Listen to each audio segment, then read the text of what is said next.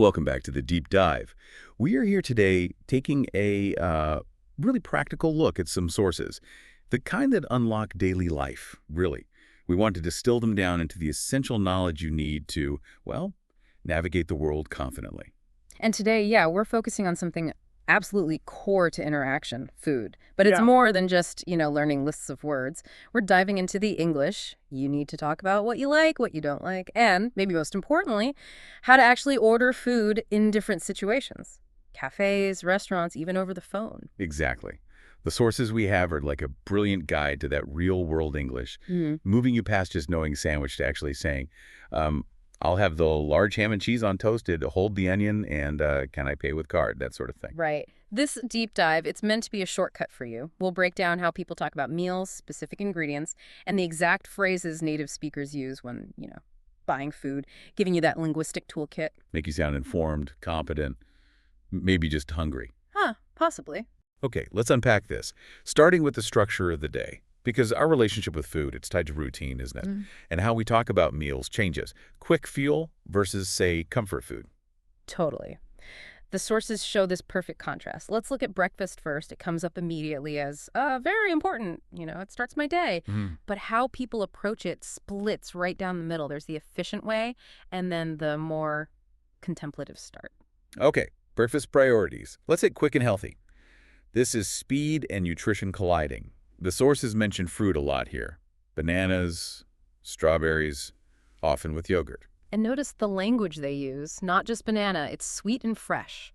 Simple adjectives, yes, but crucial for learners. Sweet, fresh, healthy, these are your go-to words for explaining a quick choice. Right.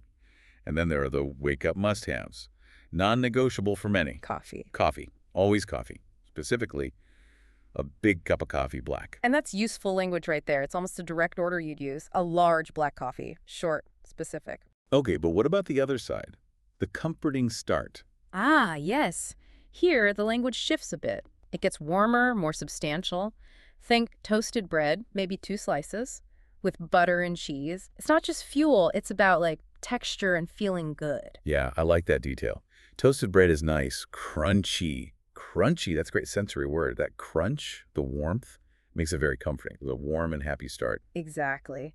And they pair it with milk or coffee with milk for energy. It's described as giving energy for the whole morning. It feels more intentional. So the language reflects that. More descriptive, maybe. Yeah, using words like crunchy or comforting opens up a conversation.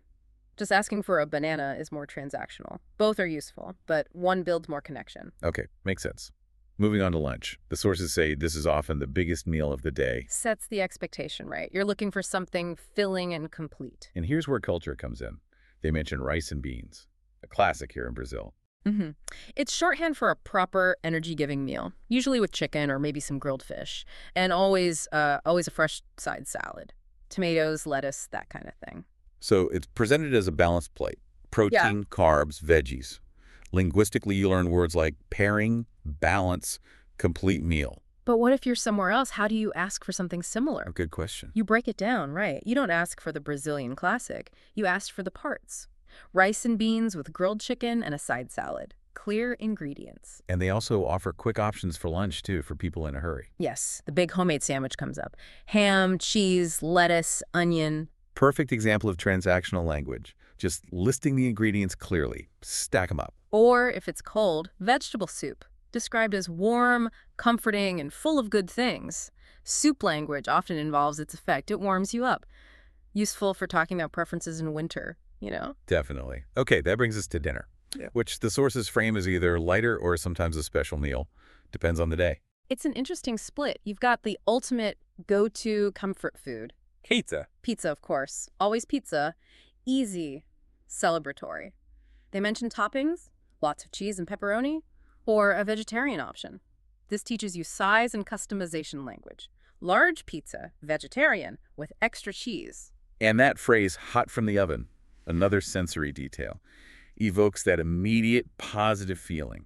Great for learners to express enjoyment. Then there's the home cooking option. Pasta with a simple tomato sauce, fresh basil. And here's a really practical language point they sneak in. The efficiency bit. Yeah, making a big pot to eat for 2 days, That's meal prepping language. Exactly. Using phrases like making a large batch or talking about leftovers for tomorrow. That's real-world stuff beyond just ingredients. They also mention keeping it simple, just vegetables, making it lighter that way. So Wow. language for dietary modification too. So yeah, that first section gives a solid base.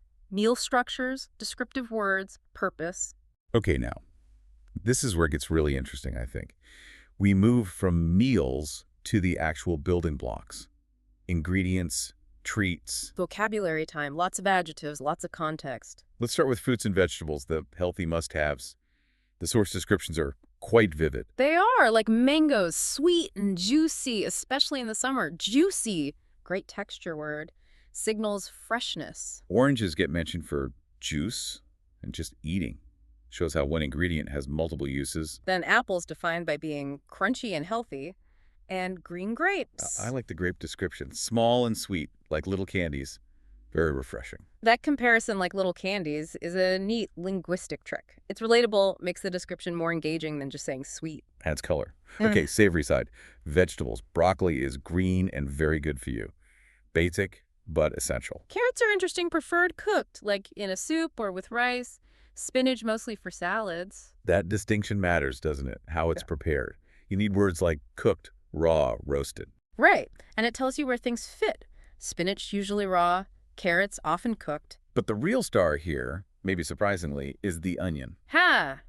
Yes, not for vitamins, but for function. Great for cooking because they give food a nice flavor. That's key vocabulary for talking about the process of cooking, not just the end product. Flavor base. Universal knowledge, really, and that's the simple English phrase for it. Okay, healthy stuff covered. Now for the important part. Sweets and drinks. Indulgence and hydration. Gotta have balance. Chocolate is the top sweet treat. Any kind, a nice chocolate bar after dinner, or cookies. Simple pleasure. And ice cream. King of cold treats. Chocolate or strawberry are the favorite flavors mentioned. And the key words are cold and creamy, texture and temperature. Plus, it's good anytime, perfect on a hot day, but also good on a cold day.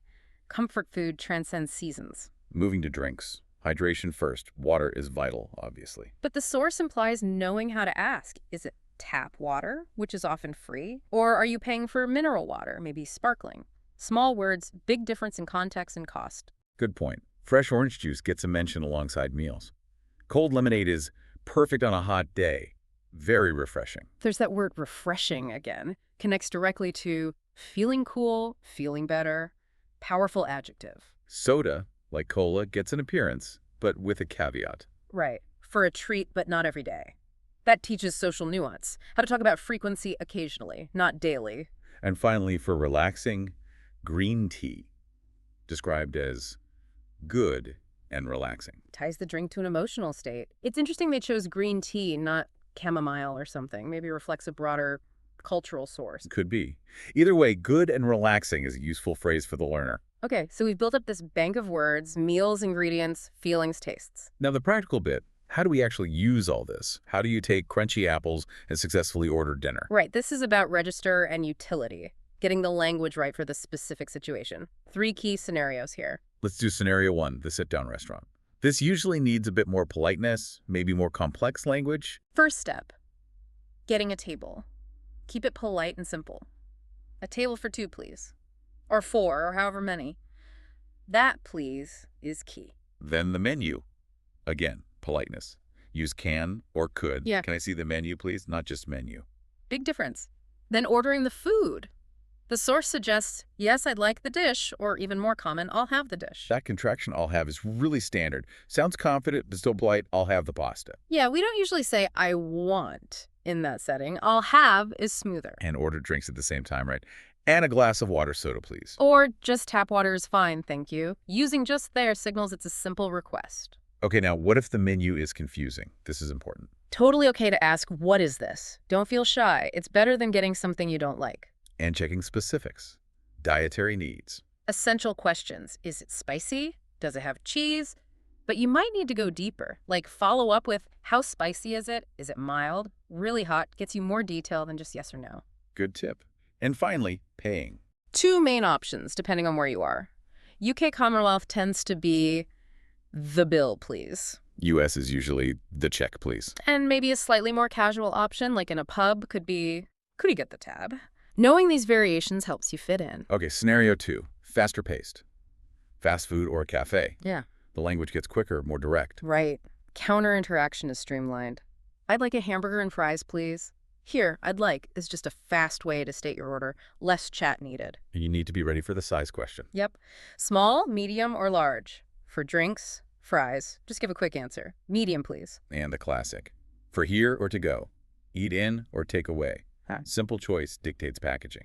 To go often implies you're in a rush. Cafes are similar, but maybe more specialized orders. Yeah, coffee orders. A small coffee, please. I'd like a latte. But then expect customization questions. With milk. Sugar. What kind of milk? Right. Oat milk. Skim milk. Need that vocabulary ready. Simple answers work best. Yes, please. No, thank you. And cafes often mean adding a treat. And one muffin, please. They even mention chocolate chip muffin specific is good. Okay, final scenario, and maybe the trickiest for learners. Ordering by phone for delivery. Definitely high pressure. Clarity is everything here, especially over a potentially bad line. Starting the call. Be direct. Hello, I want to order some food, or hello, I'd like to order a pizza. Get straight to the point. Detailing the order needs precision. Can I have one large pizza with cheese and pepperoni? Quantity, size, ingredients be super clear. 2 chicken burgers, 2 fries. Count everything and the logistics. This is critical. Your address, full address, street name, number, practice saying it clearly. Like their example, my address is Main Street number 5. But think about pronunciation. If your street name is unusual, like Smythe, be ready to spell it. S-M-Y-T-H helps the driver immensely. Good advice. And be clear with numbers 5 versus 50. Final bits. Payment and timing. Ask. Can I pay with card or cash? Check they can take what you have. Okay, manage your hunger. Ask, how long will it take? Expect an estimate like about 30 minutes or 30 to 45 minutes. Delivery times are rarely exact. That's just part of the deal. Right. So that whole section covers the spectrum, doesn't it? Formal restaurant politeness to the absolute clarity needed on a delivery call. Ties all the vocabulary into real action. We've covered a lot. Meal structures, describing specific foods, juicy mangoes, creamy ice cream, and then the practical English for ordering anywhere. It's like a conversational survival kit for eating out or ordering in. Hopefully gives you confidence. Definitely. And the sources really show food isn't just fuel. It's tied to comfort, culture, routine. We learned words for taste, texture. Which brings us to a final thought for you, the listener. That language of comfort food. It can say a lot about you, right? More than just ordering. Think about describing your favorite meal, not just listing what's in it, but using those sensory words crunchy, creamy, juicy, comforting. How might that description reveal a bit of your personality or background to someone? Yeah, it's more personal than just saying, I'll have the chicken. So which words from today's deep dive will you practice? Maybe those specific adjectives. Or nailing down the difference between check and bill. Give it a try. Describe your own food staples using some of this language. Well, thank you for joining us for this very practical and hopefully delicious deep dive. We hope you feel more equipped and confident to order whatever you fancy wherever you are. Until next time on The Deep Dive.